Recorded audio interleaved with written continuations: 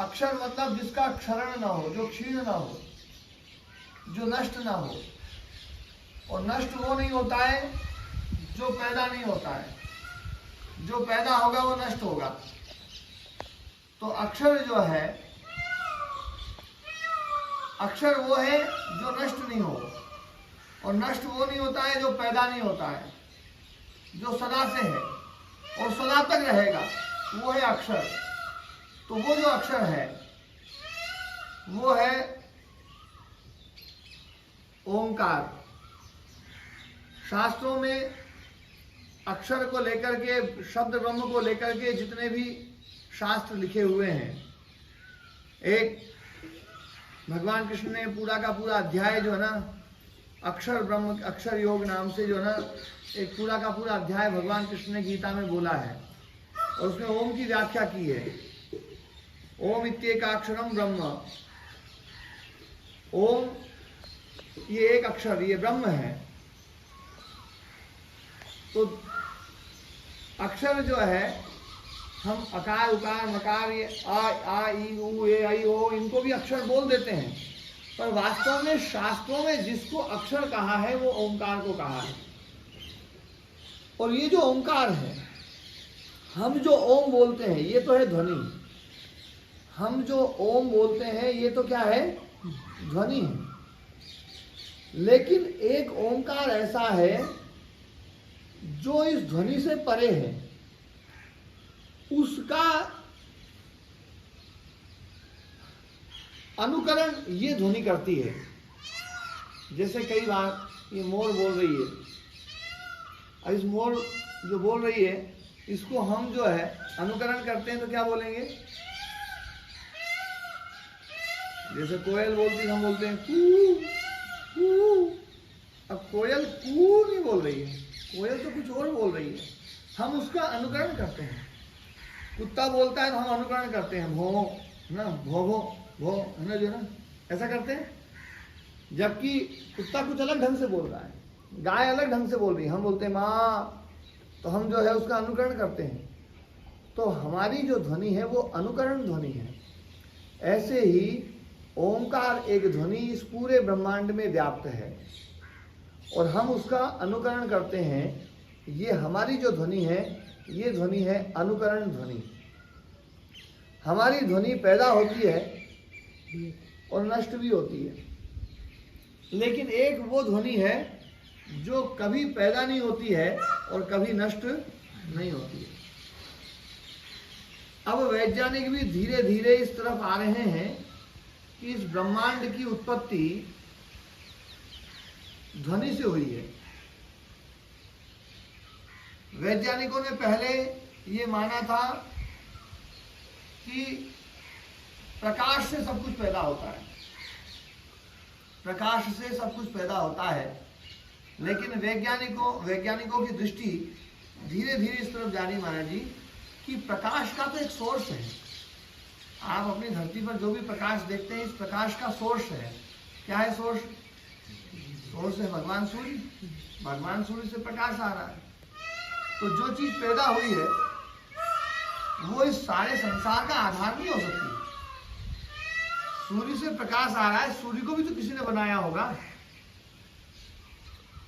तो जो भी लाइट वेव आ रही है, जो भी किरणें आ रही हैं, जो भी प्रकाश आ रहा है, उस प्रकाश का कोई ना कोई सोर्स है। चाहे सूर्य को देख रहे हैं हम, चाहे और दूर तारों को, और दूर तारों को, और दूर तारों को, इतनी दूर दूर तारे हैं कि करोड़ों सालों से प्रकाश आ रहा है, धरती पर अब पहुंचा है। अरबों सालों से चल रहा है प्रकाश, वो अब पहुंचा है। इतनी दूर दूर तारे हैं। तो वैज्ञानिकों ने ये देखा कि प्रकाश तो जो है इसका सोर्स नहीं है।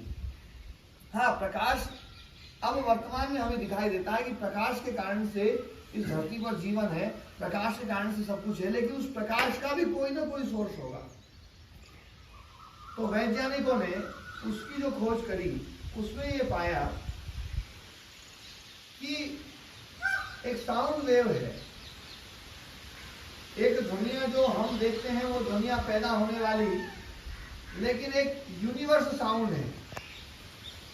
एक साउंड है यूनिवर्स साउंड, और वो जो यूनिवर्स साउंड है वो ही धरती के वायुमंडल से ऊपर उठ करके वैज्ञानिक जाते हैं तो वो यूनिवर्स साउंड सुनाई देता है, और वो यूनिवर्स साउंड जो सुनाई देता है उसका कोई सोर्स का पता नहीं चल रहा है।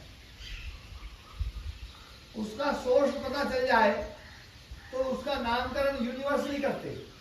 यूनिवर्स मतलब पूरा ब्रह्मांड, एक पूरा ब्रह्मांड जो है वो है यूनिवर्स। चाहे इधर चले जाओ, चाहे इधर चले जाओ, चाहे इधर चले जाओ, चाहे इधर चले जाओ, किधर भी चले जाओ और कितनी दूर तक चले जाओ, चलते ही चले जाओ, वो है यूनिवर्स। कोई ब्लैक होल है, कोई सूर्य है, कोई उनका एक एक क्षेत्र है। जैसे हमारे सूर्य का एक क्षेत्र है, उसको हम कहते हैं सौरमंडल। कहते हैं हमारे सौरमंडल का केंद्र और हमारे सौरमंडल का आधार भगवान सूर्य नारायण है। हमारी गैलेक्सी का आधार एक बहुत ही ऐसा गुरुत्वाकर्षण से युक्त पिंड है जिसको ब्लैक होल कहते हैं। और ऐसे ही सभी गैलेक्सियों के एक एक ना सोर्स हैं, लेकिन उस यूनिवर्स साउंड का कोई सोर्स नहीं है। वो कहां से पैदा हो रहा है ये किसी को नहीं पता चल रहा है। और वो जो यूनिवर्स साउंड है उसको वैज्ञानिकों ने महाराज जी नाम दिया है HUM। HUM, U मतलब ऊ, M मतलब माँ। ऊ और माँ तो एक जैसा दिखाई दे रहा है, पर आ जो है उसको उन्होंने H नाम दिया है। वास्तव में H नहीं है, क्योंकि वैज्ञानिक जो ऊपर गए हैं वो शब्द शास्त्री तो है नहीं। यदि शब्द शास्त्री होते तो उनको पता चलता कि वास्तव में हा जो है मूल शब्द नहीं है। मूल शब्द तो आ है। आ और हा, आप देखिए आ हा एक ही जगह से पैदा होने वाले वर्ण हैं, लेकिन हा में एक हल्का सा संघात होता है, आ में कोई संघात नहीं होता है। आप हा को निरंतर नहीं बोल सकते हैं। हा को बोल के देख लो, आ ही आ जाएगा।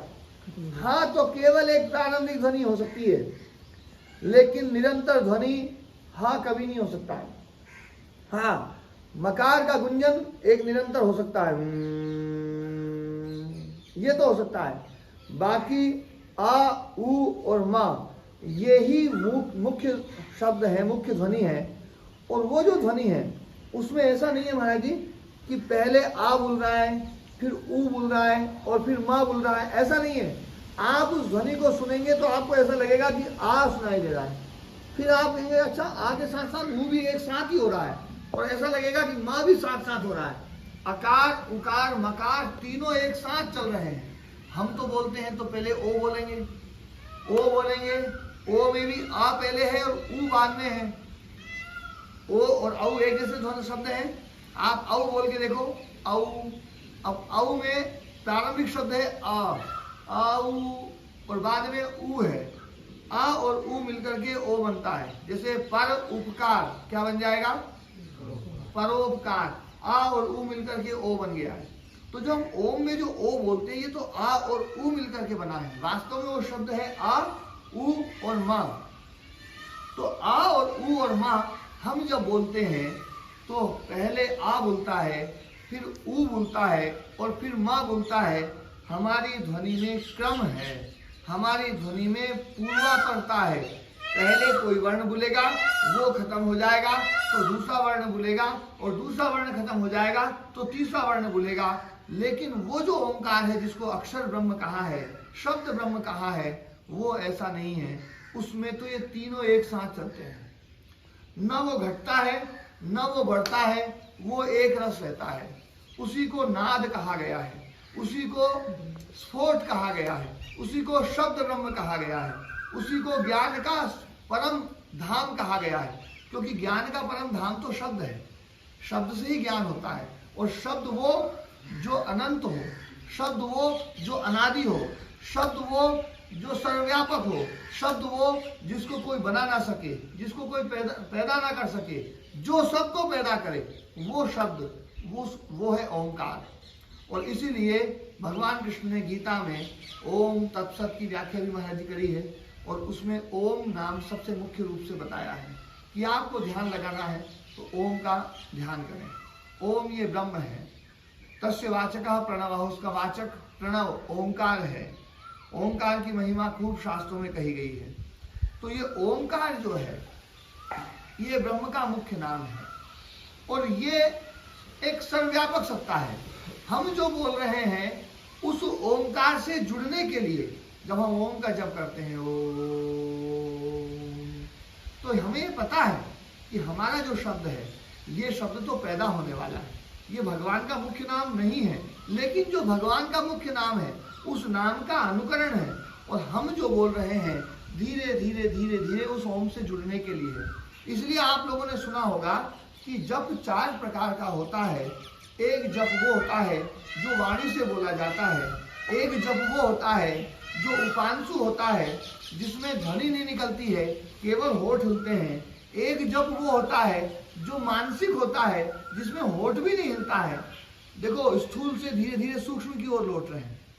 पहला जप जो जोर से बोला गया, दूसरा जप जिसमें ध्वनि धीरे धीरे कम हो गई, जो मुंह से निकलने वाली है, जो कान से पकड़ में आने वाली है, वो ध्वनि तो हमने कम कर दी क्योंकि उस ध्वनि का शब्द से मतलब नहीं है, शब्द तो उससे अलग चीज है। तो हमने उस शब्द को पाने के लिए इस ध्वनि को धीरे धीरे कम किया। फिर धीरे धीरे तीसरे जप में गए और हमने मन में ओम का जप शुरू किया। और चौथा जप जो होता है उसको बोलते हैं अजपा जप। अजपा जप बोलते हैं। अजपा जप का मतलब क्या है? जिसको जपा नहीं जा सकता, जो आपका शरीर जिसमें कोई प्रयत्न नहीं करेगा। आप धीरे धीरे मुख्य रूप से जो पहले शब्द बोला, फिर धीरे धीरे उपांशु प्रयोग किया, फिर धीरे धीरे मानसिक जप किया और इनको सबको बंद कर दिया, लेकिन भीतर ही भीतर उस ओंकार का एहसास होता जाए। वो जो अक्षर ब्रह्म है उसके साथ में हमारा जुड़ाव हो जाए। बाहर की चीजें जितनी जितनी सिमटती जाएंगी, बाहर की चीजें जितनी जितनी छूटती जाएंगी, हमारा उस शब्द के साथ में, उस अक्षर के साथ में एकाकार होगा। और वो जो ओंकार के साथ में अजपा जप हमारा जब शुरू होगा, वो जो अजपा जप है उसमें यूं नहीं है कि वो प्रारंभ होगा, आप कोई भी काम करेंगे उस काम में भी वो अजपा जप चलता रहेगा। आप सोएंगे तो भी अजपा जप चलता रहेगा, क्योंकि अजपा जप शरीर के द्वारा नहीं हो रहा है। शरीर के द्वारा होता तो शरीर रुक जाए तो वो रुक जाता। जो चीज शरीर से चल रही है तो शरीर के सोने पर चीज सो जाएगी, चीज रुक जाएगी। शरीर काम करना शुरू करे तो शुरू हो जाएगी, लेकिन उसका संबंध शरीर से खत्म हो जाता है। वो है अजपा जप। और शास्त्र ये कहते हैं, मांडुक्य उपनिषद ये कहता है कि ये पूरा ब्रह्मांड जो है उस ओंकार के द्वारा निर्मित। उस ओंकार के एक पाद में ये सारा ब्रह्मांड है जो दिखाई दे रहा है, जड़ जगत। एक पाद में ये सब जीवात्मा है, उसके एक पाद में ये परमात्मा है, और एक पाद में वो एक ऐसी शक्ति है जिसको कोई भी समझ नहीं पाता है। वो हम कहते हैं 4 प्रकार की ध्वनि आप लोगों ने सुनी होगी, मध्यमा, वैखरी और ना जो है पश्यंती, मध्यमा, वैखरी, और एक अनहद नाद है। एक जो है तो पश्यंती वो है, ये है वैखरी, ये वैखरी ध्वनि है, विकृत ध्वनि है। हमारे भीतर जो ज्ञान है उस ज्ञान को हम ध्वनि में लेकर के आ रहे हैं। तो ये ध्वनि में जो लेकर के आ रहे हैं ये है विकृत। और जो हमारे बुद्धि में है, वो जो बुद्धि में है वो है पश्यंती। पश्यंती का मतलब आप लोगों ने थोड़ी बहुत संस्कृत पढ़ी होगी। पश्यंती का मतलब होता है देखना, देखना जो है ना। और दर्शन शब्द भी सुना है, दर्शन शब्द का मतलब देखना। और आप लोगों ने ये भी सुना होगा कि मंत्र जो ऋषियों ने लिखे हैं वो सुन करके नहीं लिखे हैं, देख करके लिखे हैं। मंत्र दृष्टा, मंत्र दृष्टा ऋषि होते हैं, दृष्टा बोलते हैं मंत्र दृष्टा। मंत्र दृष्टा मतलब जिन्होंने मंत्र को देखा है, सुना नहीं है। ध्यान देने वाली बात है, सुनी तो ध्वनि जाती है, सुनी तो ध्वनि जाती है, वो ध्वनि वो सुनी नहीं जा सकती है। उस ध्वनि का तो दर्शन होता है।